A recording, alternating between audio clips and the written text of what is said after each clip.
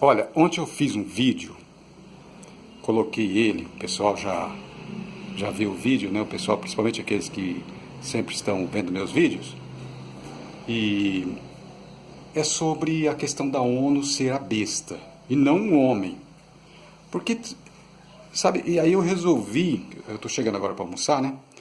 E eu resolvi fazer esse vídeo aqui para falar a respeito de confirmar que a besta não é um homem. Porque, veja bem, se a besta for um homem, como eu disse no vídeo aí, repito aqui, reforçando, esse homem teria que vencer 192 países. Isso é uma coisa surreal. Outra coisa também, que é uma contradição, e aquelas pessoas que fazem vídeos falando do anticristo, e inclusive pastores entendidos de teologia, entendidos de escatologia, e não param para pensar. Fala, mas como que pode uma pessoa entendida de escatologia e de teologia não parar para pensar? Isso acontece. Quer ver? Eu vou dar um exemplo aqui. Eu já fiz vídeo falando sobre isso também. Note que a Bíblia, a nossa Bíblia protestante, tem 66 livros. E eles, e é geral, todos os evangélicos, dizem que o número 6 é o número da imperfeição. Não pararam para pensar que 66 livros são os livros que compõem a nossa Bíblia. E se 6 é o número da imperfeição, então quer dizer que o nosso canon bíblico é imperfeito. E já perfeito seria qual? O canon católico, que é 73, e não 66, que é o nosso. Se eu digo que 6 é o número da imperfeição, então eu estou chamando o canon nosso de imperfeito. E um detalhe, a Bíblia, a palavra Bíblia, tanto no original como no português, tem 6 letras. Abraão tem 6 letras. Isaac, 6 letras. Jacó, que veio se chamar Israel, 6 letras. Veja que aí nós temos 666. Abraão, Isaac, Israel. E também em muitas partes da Bíblia eu posso encontrar, usando o número 6, referindo-se às coisas santas e ao plano de Deus. Mas eles pegou lá o texto 13:18 de Apocalipse e entendeu que ali, porque fala 666, número de um homem, fizeram uma interpretação ali infantil do texto, falou, é o seguinte, tudo que tiver 6 agora está demonizado, é do mal. E não param para pensar que a Bíblia tem 66 livros. Do mesmo jeito, acontece com a interpretação a respeito do anticristo, que eles dizem que é um homem. Mas a Bíblia que diz que é um homem, rapaz, você não está entendendo. A Bíblia diz que é um homem. Não. Em parte algum encontramos, porque assim, quem não conhece a Bíblia não sabe, mas eu vou dizer aqui, e aqueles que conhecem teologia sabem do que eu vou falar. Para você fundamentar um texto como verdade, dizer, olha, esse texto deve ser tomado como um texto para ensinar as Escrituras, ensinar um dogma, uma regra, você tem que encontrar 3 textos claros a respeito do assunto. 3 textos. Então eu teria que ter 3 textos na Bíblia que não deixam dúvida que o anticristo é um homem. Mas não tem. Rapaz, mas você é tonto, será que você não vê lá, ó, 2 Tessalonicenses? Paulo fala, o homem do pecado, filho da perdição, o iníquo. Olha quantos textos. Eu já falei, Paulo está fazendo uma referência a Ezequiel capítulo 28, que fala do rei de Tiro. Ele citou um texto como um exemplo para fazer um comentário. E ele fala para os irmãos, nós já conversamos sobre isso. Ou seja, o que ele escreveu ali não estava claro. Era necessário que os irmãos buscasse na memória o que ele falou, para que entendesse o que ele estava dizendo ali. Como nós não estávamos lá, junto com os Tessalonicenses, como é que nós vamos saber o que ele quis dizer? E outra coisa, ele falou, o mistério da justiça já opera. Se já opera, significa que nós temos como base o governo ou o sistema que já existia naquela época. O anticristo, aí o Macron, existia naquela época por acaso? Ele existia, ele estava lá. Rapaz, você não entende isso aqui que é aquilo lá? Tem gente que é teimoso, né? Você não entende isso aqui? O espírito do anticristo é que estava lá. Ah, tá bom. Então o espírito do anticristo estava lá, agindo naquele tempo lá. E não pode estar agindo agora também o espírito do anticristo? Através da ONU?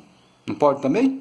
Por que tem que ser um homem agora? Se naquele tempo não era um homem, por que agora tem que ser um homem? Gente, é muita pergunta que eles têm que responder. Agora a pergunta fatal, que não quer calar, é essa. É que dá a impressão, irmão, que eu estou olhando para o lado aqui, é porque quando eu olho para o meio da tela, aqui, meu olho fica para o lado. Porque é um celular, né? Sabe, a câmera fica do lado. Né? Então eu noto aqui que parece que eu estou vesgo. Mas me perdoe sobre essa questão aí, porque eu não tenho aqui uma câmera perfeita, né, para fazer essas gravações. Então vamos lá, vamos voltando ao que eu estava dizendo. Então, a pergunta que não quer calar. O que é a pergunta que não quer calar? É como que esse anticristo, um homem, vai vencer a ONU. A ONU, ela foi criada, ela foi composta das nações justamente para não permitir que aconteça de novo o que aconteceu na Segunda Guerra. Que um maluco chamado Hitler, um doido, tomou o poder. E perseguiu os judeus, perseguiu as minorias, perseguiu e matou essas pessoas. Então, para que não acontecesse de novo, foi feito um trato entre as nações para que não permitisse mais, nunca, que houvesse um ditador. Então, com base nisso, o que vai ter que acontecer? Esse anticristo, entre aspas, que eles dizem que é um homem, primeira coisa que ele vai ter que fazer é vencer a ONU. Ele vai ter que lutar contra a ONU, guerrear contra a ONU e derrubar a democracia, que é uma coisa impossível. Mas você não entende, rapaz, é o diabo que vai fazer isso. O diabo vai entrar no corpo dele lá e vai fazer coisas mirabolantes, vai fazer até fogo descer do céu à vista dos homens. Tá? Gente, eu já expliquei, o Apocalipse é enigma. Quando fala descer fogo do céu à vista dos homens, está fazendo referência a Elias, porque você tem que buscar um texto lá para entender o que está falando ali. Você tem que recorrer ao Antigo Testamento para entender o que está dizendo no Apocalipse. São enigmas. E foi composto de um jeito que pareça uma coisa, mas não é. Porque temos que comparar pela lógica. Jesus mesmo disse, ele falou o quê? Ele falou, olha, é o seguinte, quando vocês quiserem saber sobre os tempos, então vocês ficam observando os acontecimentos. Porque quando estiver acontecendo essas coisas, sabei, está às portas. Então ele falou para ficarmos observando os acontecimentos humanos. Que teria o quê? Que seria como nos dias de Ló. O que é que aconteceu nos dias de Ló? Sodoma e Gomorra. Nós estamos, o nosso tempo está parecido com o tempo de Ló. Por acaso a sodomia está por aí? Tá, né? Então, sabemos que chegou o tempo. Ele falou também, será como nos dias de Noé. O que Noé fazia? Noé chamava as pessoas para entrar na arca. Mas as pessoas não quiseram. Ou pensa que Noé fez a arca sozinho. Teve pessoas que ajudaram ele a construir a arca. Noé era um homem íntegro. Por isso, quando ele começou a construir a arca, com certeza apareceu pessoas para ajudar ele a construir a arca. E aquelas pessoas que ajudaram ele a construir a arca, com certeza, Noé ali, com a amizade daquelas pessoas acreditaram que ia entrar na arca também. Mas como se demorou, aquelas pessoas foram seguir as suas vidas. como Jesus falou. Eles foram casar, dar-se em casamento. É proibido casar, dar-se em casamento? Não. O que Jesus quis dizer ali é o seguinte: eles foram seguir a vida normal deles. Eles foram procriar, eles foram viver a vida deles. Porque demorou tempo, demorou 100 anos para acontecer o dilúvio. Naquele tempo as pessoas viviam bastante. Noé viveu 950 anos. Então o que acontece? Quando Noé foi construir a arca, ele começou com 500 anos, por ali assim, e quando ele entrou na arca, ele tinha 600 anos. Vê a menção do 6 de novo aqui, ó. Ele tinha 600 anos quando ele entrou na arca, e aconteceu o dilúvio. Então, o que acontece? Aquele povo lá que ajudou ele a construir a arca, para que ele não se sentisse, sentisse dó daquelas pessoas, porque quando começou a chuva e começou a levantar a arca, aquelas pessoas com certeza vieram ali para entrar na arca. Então a Bíblia diz que Deus fechou a porta por fora, para que Noé não abrisse para deixar entrar os seus parentes, seus amigos. Isso. E Jesus disse: será como nos dias de Noé. Ou seja, as pessoas vão pregar a verdade e ninguém vai querer ouvir. Mas quando acontecer o fato, vai ser tarde demais. É isso que quer dizer. Então, voltando àquela questão. Se o anticristo for um homem, gente, ele vai ter que vencer a ONU. A ONU é 192 países. Como que ele vai vencer 192 países para depois subir ao poder? Não é um homem. A besta não é um homem. A besta já está no poder. Foi a besta que fez essas leis para que Sodoma, vou colocar nas palavras assim, para não falar diretamente. Foi a besta que fez essa lei para que Sodoma se emergisse novamente. Foi a besta que fez as leis para ensinar sexo para criança nas escolas.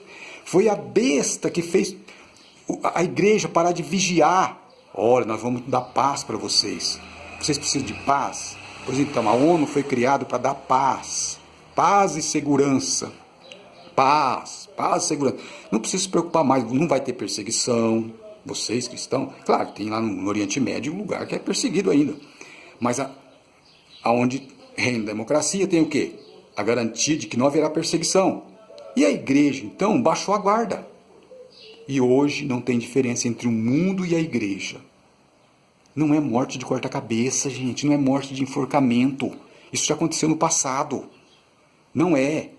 É morte espiritual. Que é pior. É morte espiritual. Agora eu pergunto. A igreja está morta espiritualmente? A igreja no coletivo. Não estou falando individual. Estou falando da igreja de Jesus. Porque a igreja de Jesus Cristo são os individuais. Nem as portas do inferno prevalecerão contra ela. Mas estou falando da igreja, instituição. Está de pé? Existe alguma que você pode confiar? Não. Então veja que essa suposta paz e segurança fez com que a igreja baixasse a guarda. Não tem mais instituição, igreja que você pode confiar. A besta lutou contra a igreja. Gente, esse sorriso meu é de nervoso, de pessoas que não entendem, que estão esperando um homem vir para cortar a cabeça das pessoas. A besta destruiu a igreja, a instituição, a igreja, acabou, não tem mais força. É isso que eu estou dizendo. Não tem igreja mais que você pode confiar, instituição. O que restou foi o corpo de Cristo que está espalhado por toda a terra, que são pessoas, indivíduos. Porque a igreja mesmo, instituição, não é mais confiável. A igreja, instituição, não é mais de confiança. É isso. Então, irmão. Almoçar, né? Tá, eu vou almoçar daqui a pouco. Espera um pouco, estou terminando aqui. Minha mulher chamando eu para almoçar. Então, irmãos, é assim. A igreja como instituição não é mais confiável. A besta fez guerra e venceu. Hoje, a igreja como instituição, principalmente começou lá nos Estados Unidos, e depois os Estados Unidos enviou falsos profetas para cá, trazido por pastores aí que trouxeram esses falsos profetas para ensinar doutrina da prosperidade, e derrubou a igreja instituição. Já está derrubada. Acabou. Então veja que eles estão esperando um homem para fazer o trabalho, mas a ONU já fez o trabalho. Entenda isso. Obrigado por ter visto meu vídeo. A paz do Senhor.